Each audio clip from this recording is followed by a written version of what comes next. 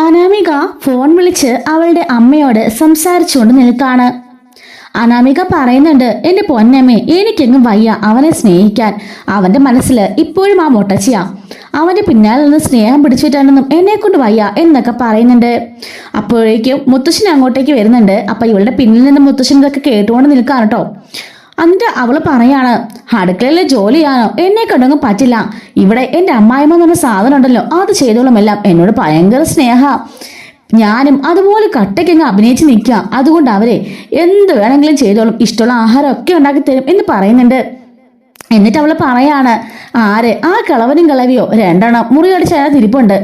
അവർക്ക് ഫുഡ് ഉണ്ടാക്കി കൊടുക്കാനൊന്നും എന്നെ കൊണ്ടങ്ങും വയ്യ. എന്റെ അമ്മായിമ്മ പറയാ, അവരെ സ്നേഹിക്ക്, അവർക്ക് ഇഷ്ടമുള്ള ഫുഡ് ഉണ്ടാക്കി കൊടുക്ക്, അവർക്ക് മരുന്നൊക്കെ എടുത്ത് കൊടുക്കാന്. ഞാനെന്താ വല്ല ഹോം നേഴ്സ് ആണോ ആ കിളവനെയും കിളവിയൊക്കെ നോക്കാൻ? അതുകൊണ്ട് എന്നെ കൊണ്ട് പറ്റില്ലെന്ന് ഞാൻ തറപ്പിച്ചെന്ന് പറഞ്ഞു എന്ന് അനാമിക പറയാണ്.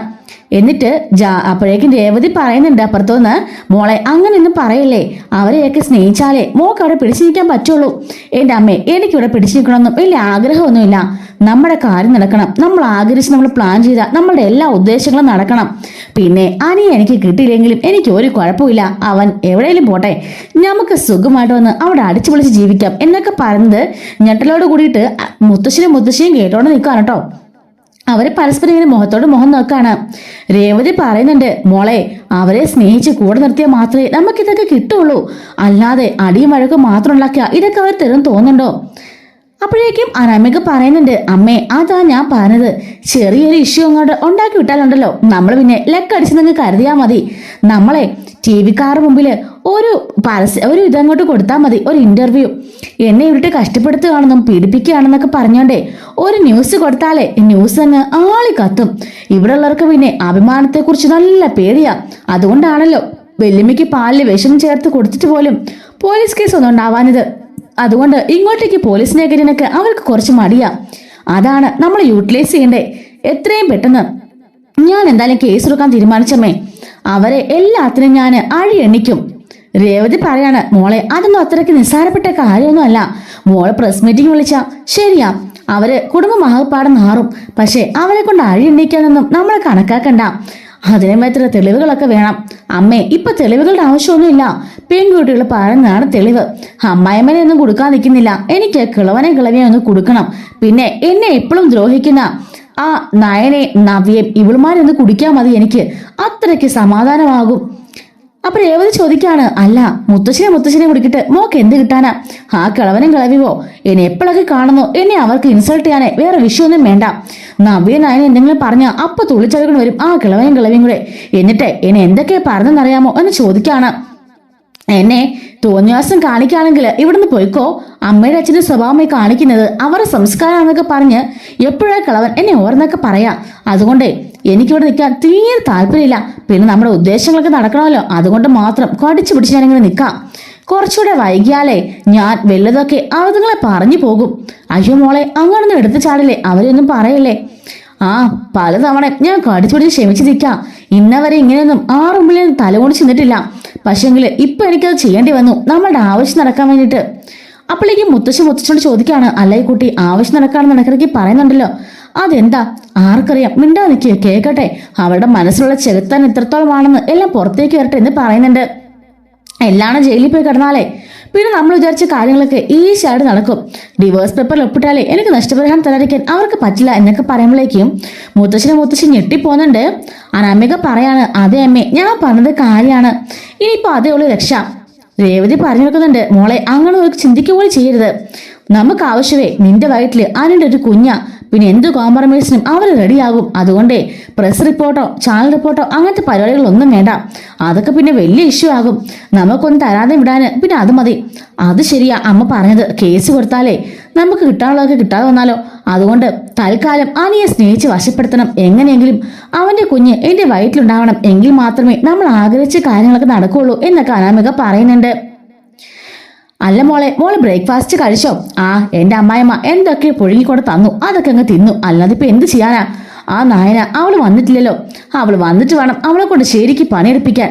എങ്കിലേ എനിക്ക് തൃപ്തിയാവുള്ളൂ. അവളുടെ അനിയത്തി എന്നെ കുറെ ദ്രോഹിച്ചതല്ലേ, അതിനുള്ള പണിയൊക്കെ എന്റെ അച്ഛൻ തന്നെ കൊടുത്തോളൂല്ലോ അല്ലേ അമ്മയും ചോദിക്കാണ്. അതിന് അദ്ദേഹം എന്തൊക്കെയോ ഏർപ്പാടാക്കുന്നുണ്ടെന്നാ മോളെ തോന്നേ എന്ന് പറയുന്നുണ്ട്. അച്ഛനോട് പറ, അവളുടെ കൈയും കാലും ഒടിഞ്ഞ് ഹോസ്പിറ്റലിൽ കിടക്കണം. അതെനിക്ക് കാണണം. എന്നെ ദ്രോഹിച്ച കാര്യം അങ്ങനെ സ്വസ്ഥമായിട്ട് ജീവിക്കണ്ട.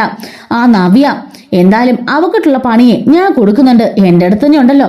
അവൾ ആ കുഞ്ഞിനെ നന്നായിട്ട് പ്രസവിക്കില്ല. അതിനു മുമ്പേ ആ കുഞ്ഞ് ഈ ലോകത്തോട് വിട പറയും എന്ന് പറയുന്നു കേട്ടോ.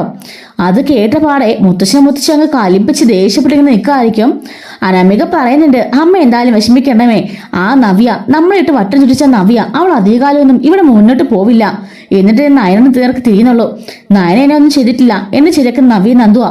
നന്ദു അനുഭവിക്കാൻ പോകുന്നേ ഉള്ളൂ. അവളെക്കാട്ടിലും തല്ലറിയുന്നവരെ ഈ നാട്ടിലുണ്ടെന്ന് അവൾ മനസ്സിലാക്കും.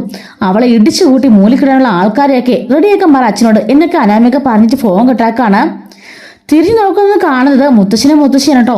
ഇവക്കങ്ങ് വല്ലാണ്ടാവുന്നുണ്ട്. വല്ലാതൊരു അടിയിട്ട അവസ്ഥയിൽ നിൽക്കാണ്. അല്ല, നിങ്ങളെപ്പോ വന്നു ചോദിക്കാണ്. മുത്തശ്ശൻ പറയുന്നുണ്ട്, നിന്റെ പ്ലാനിങ് ആരംഭിച്ച അപ്പൊ തന്നെ ഞങ്ങൾ വന്നു. കളവനെയും പോലീസ് സ്റ്റേഷനിലാക്കണം, നവീനെ കിടത്തണം, നന്ദുവിനെ കിടത്തണം, പിന്നെ അങ്ങനെ കുറെ പ്ലാനിങ് ഒക്കെ നീ നിന്റെ അമ്മയും കൂടെ ചെയ്തല്ലോ. അപ്പോഴേ ഞാൻ വന്നു എന്ന് പറയുന്നുണ്ട്. അയ്യോ അച്ഛാ, അതൊക്കെ ഞാൻ തമാശക്ക് വിളിച്ചിട്ട് പറയുന്ന അമ്മയോട്. ഇടയ്ക്കിടയ്ക്ക് ഞാൻ ഇങ്ങനെയൊക്കെ തമാശ പറയും. മുത്തശ്ശി ചോദിക്കാണ്, അത് വല്ലാത്ത തമാശയായി പോയല്ലോ. ഒരാളെ അടിച്ചു കിടത്തണം, ഒരാളുടെ കുഞ്ഞിനെ ലോകത്തിന് പറഞ്ഞുകൊണ്ടെന്നൊക്കെ പറഞ്ഞാണ് മോളുടെ തമാശ എന്ന് ചോദിക്കാണ്. അത് പിന്നെ മുത്തശ്ശി, ഞാൻ ദേഷ്യം വരുമ്പോൾ ഇങ്ങനെ എന്തെങ്കിലുമൊക്കെ വിളിച്ചു പറയും, അല്ലാതെ അങ്ങനെയൊക്കെ ചെയ്യുമോ ആരേലും എന്നൊക്കെ ചോദിക്കാണ്. മുത്തശ്ശൻ പറയാണ്, അതെ മനസ്സിലായി. 10 23 മാത്രം വയസ്സ് പ്രായമുള്ള ഒരു കൊച്ചു പെങ്ങളുടെ മനസ്സിൽ ഇത്രയ്ക്കൊക്കെ ദുഷ്ടരുണ്ടെങ്കിലേ നീ എന്തുമാത്രം കുറഞ്ഞ പുള്ളിയിലെന്നൊക്കെ ഞങ്ങൾക്ക് മനസ്സിലാക്കാനുള്ള വിവരം പോലൊക്കെ ഞാൻ കൊണ്ടേന്ന് മുത്തശ്ശൻ പറയുന്നുണ്ട്. അയ്യോ അങ്ങനെയൊന്നുമില്ല മുത്തശ്ശ, മതി, ഇനി കൂടുതലായിട്ടൊന്നും പറയണ്ട. എല്ലാം ഞങ്ങൾക്ക് മനസ്സിലായി. നിന്നെ അടി എന്ത് ചെയ്യണമെന്ന് ഞങ്ങൾക്കറിയാം. അല്ല, ഈ വീട്ടിലെ വീതം മേടിച്ചിട്ട് പോകാനുള്ള പ്ലാനിങ് ആണല്ലേ? അനിയുടെ കുഞ്ഞിനെ ഞങ്ങൾ വയറ്റിലാക്കണമെന്നാണല്ലോ അതിന്റെ ആഗ്രഹം. എന്നിട്ട് ഇവിടുന്ന് ഡിവോഴ്സ് വാങ്ങി പോയിട്ട് ഇത് നഷ്ടപരിഹാരം മേടിക്കാനാണോ? നാണോടോ നിനക്കൊക്കെ? ഒരു വിവാഹം കഴിച്ച് ജീവിക്കുന്നത് സ്വത്തിനും പണത്തിനും വേണ്ടിയിട്ടാണോ? സ്നേഹത്തിനും നല്ല ഐശ്വര്യമുള്ളൊരു കുടുംബജീവിതം ഉണ്ടാകാൻ വേണ്ടിയിട്ടുവാ ഞങ്ങൾക്ക് കുടുംബജീവിതം നയിക്കുന്നേ എന്നൊക്കെ പറയാണ്. മുത്തശ്ശി പറയുന്നുണ്ട്, അതെ ഞങ്ങളൊക്കെ അങ്ങനെയായിരുന്നു. നല്ല ഭർത്താവ്, നല്ല മക്കള്, നല്ലൊരു കുടുംബം, ജീവിതം അങ്ങനെ ജീവിച്ചു തീർക്കാണ് ഞങ്ങൾക്കൊക്കെ ആഗ്രഹം. അല്ലാതെ കാശിന്റെ പിറകെ മാത്രം ഓടിയിരുന്നെങ്കിലേ കുടുംബബന്ധം ഉണ്ടായിരിക്കില്ലായിരുന്നു എന്നൊക്കെ മുത്തശ്ശി പറയുന്നുണ്ട്. എന്തായാലും മോളുടെ മനസ്സിലിരിപ്പൊക്കെ ദൈവമായിട്ട് ഞങ്ങൾ കാണിച്ചത് അത് നന്നായി.